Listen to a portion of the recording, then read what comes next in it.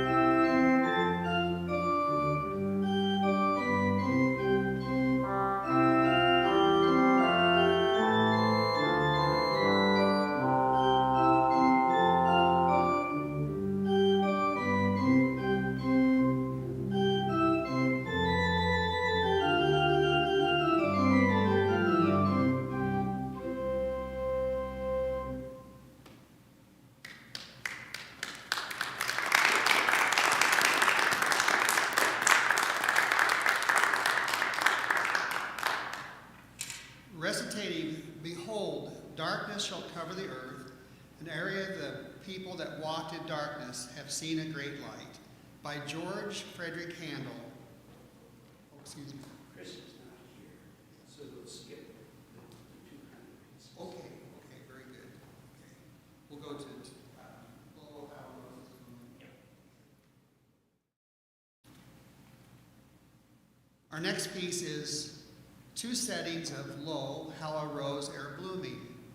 This is by Johann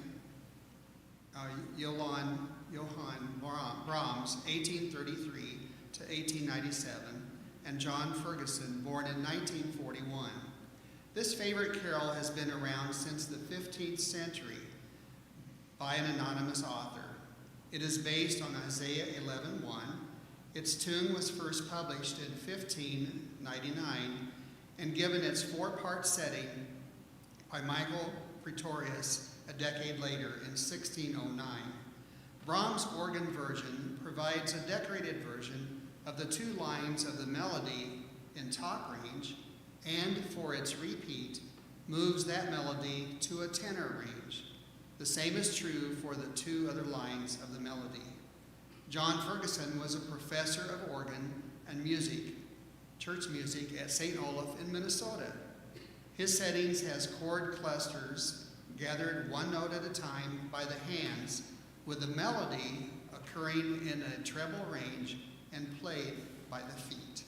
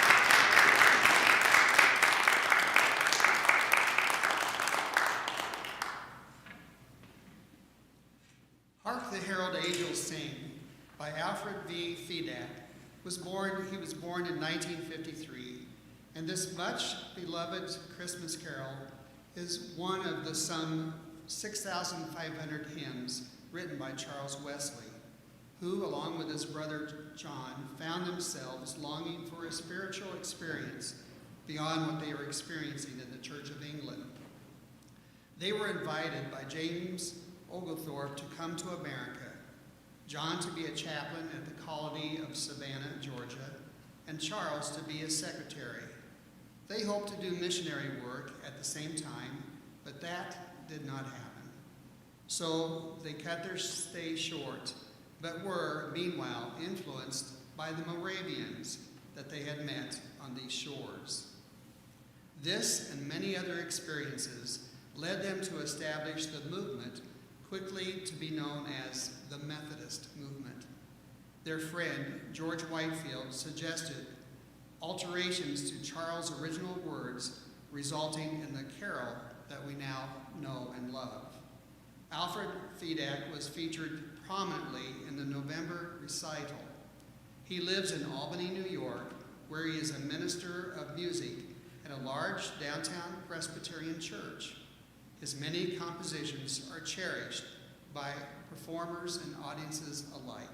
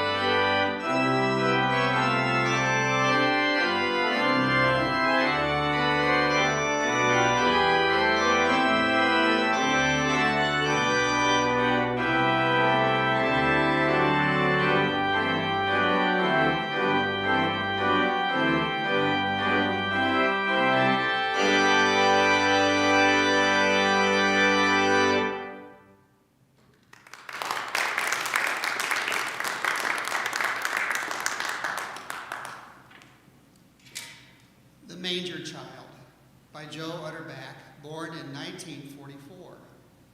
Dr. Joe Utterback is a jazz pianist of the first order, performing concerts all over the United States and abroad to rave reviews in his improvising prowess. He is unusual, perhaps unique, in that he also has a great love of church music and has been the music director and organist at the First Congregational Church of Stratford, Connecticut for 24 years. Another aspect of his artistry is that he takes pity on organists who are not skilled in the genre, and we call jazz, by way of composing organ settings of hymns and carols for organ and his unique style, sensitively invoking jazz elements that work on the pipe organ. Manger Child includes two carols, Infant Holy, Infant Lowly, number 229 in the United Methodist Hymnal, and Away in a Manger, number 217 in the United Methodist Hymnal.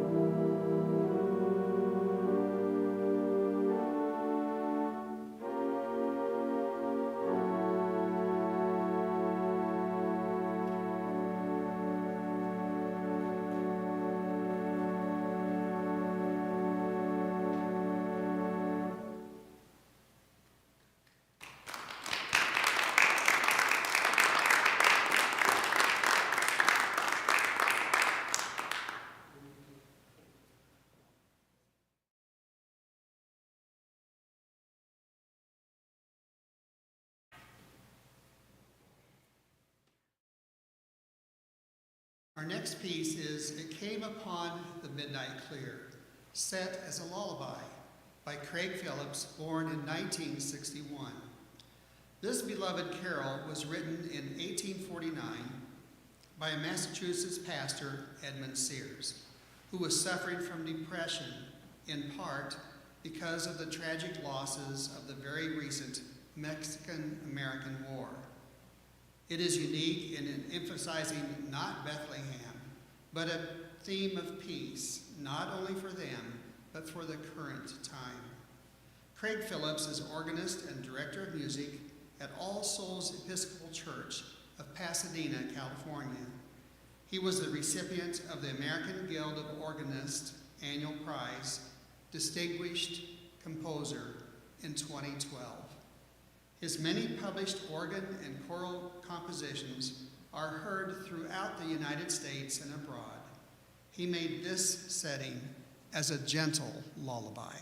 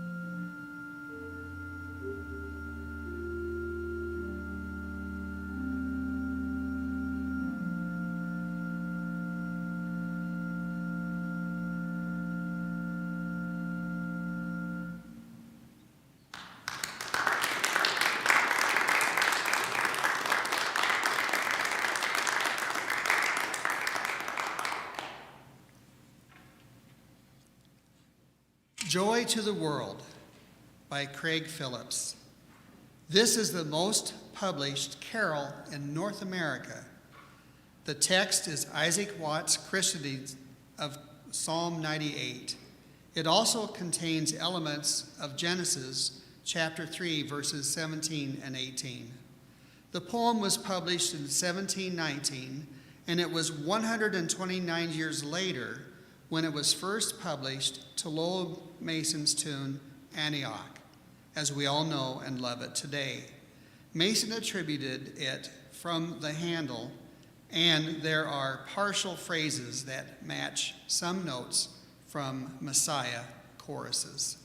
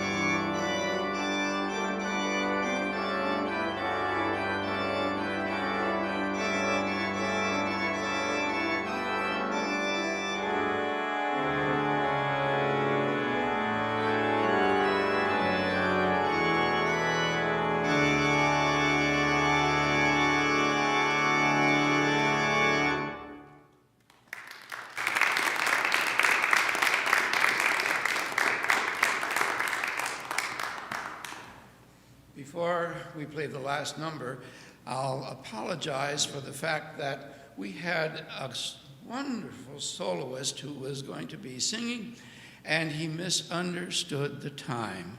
And we just found out as we were ready to begin that he was going to be here at 6:30 this evening. So I'm sorry that we missed him, and that makes our recital a little bit on the shorter side. But that couldn't be helped. That was just a simple misunderstanding. And when I called to say, "Are you going to be here?" he said, "Oh, I'm in Ottumwa." So that didn't work.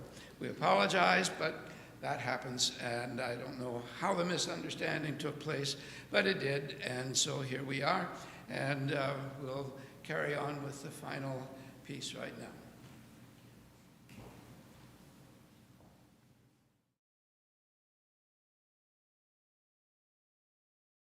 Go, Tell It on the Mountain by J. Wayne Kerr, born in 1958. Pastor Kerr of West Portal Lutheran Church and School in San Francisco directs, get all this, directs an adult and youth choir, 3 children's choirs, 7 handbell choirs, is parish organist, as well as composer in residence, among his other duties. He is well known for numerous publications for organ, choir, and handbells. His Bachelor of Music Education degree is from the University of Arkansas in Little Rock, and Master of Music degree in Music Theory from the University of Central Arkansas. His wife is a third-grade teacher at West Portal Lutheran School. Go Tell It on the Mountain was popularized by the Fisk Jubilee Singers in the 1870s when they formed an a cappella choir to tour the United States to raise money for their school, which was in deep financial jeopardy at that time. They were an outstanding success, and Fisk Institute was saved, eventually to become Fisk University. This spiritual was enormously popular on the Fisk campus because student groups maintained a long-standing tradition of going through each campus building early on every Christmas morning, singing, "Go, Tell It on the Mountain."